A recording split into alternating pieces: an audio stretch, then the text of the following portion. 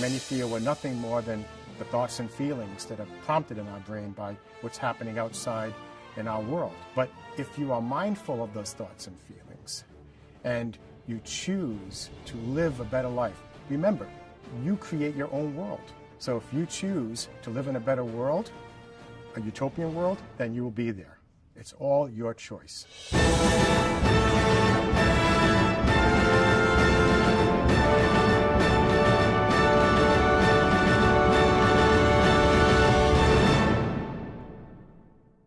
Well, let's talk about what happens to our brain when we fall in love. I think it's important to say that we fall in love, not the brain.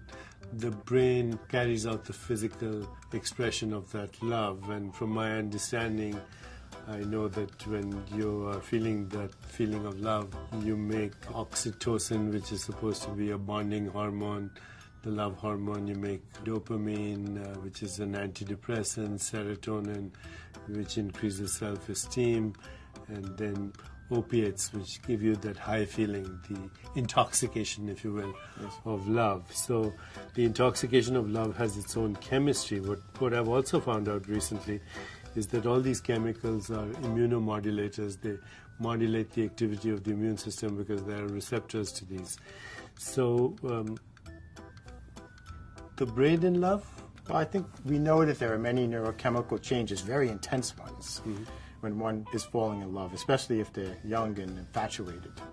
So the first question I think about is, if I'm a young single guy and there are two women in front of me, and both are equally beautiful, but one of them, I look at her, she's another woman, but the other one, for some reason, I don't know her, but love at first sight. So who knows how many cues are coming from this beautiful woman versus that makes me say, I need to meet this person. And now, later, she's gone, and I keep thinking about her. And I want to find this person again, meet them again. Maybe, like they used to do, you put an ad in, I saw you on the train at 3 o'clock. What makes that happen? And what makes that happen are cues that involve the entire body. So, smell, sight, things we don't know about.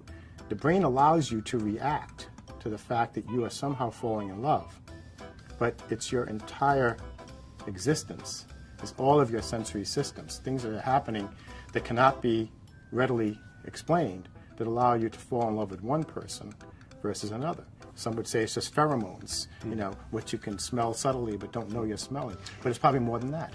And there's memory involved, perhaps, that goes back to previous experiences, that influences the interaction right now, or the charge right now. Perhaps this woman reminds me of my mother, or somebody that I loved before, etc. So it's very complex, but the brain definitely changes when you're in love in a healthy way, right? Yes, as soon as your brain, for whatever reason you have now fallen in love, a memory of your mom's face or new cues, either way, your brain is simply allowing you to register that and express it, but that's not the same as saying that your brain is falling in love. Your brain is allowing you to experience it. At that point, you must ask, are you now completely a servant to this new neurochemistry that's taking you over as you fall in love, or are you still in charge? You being the real you, not just your brain.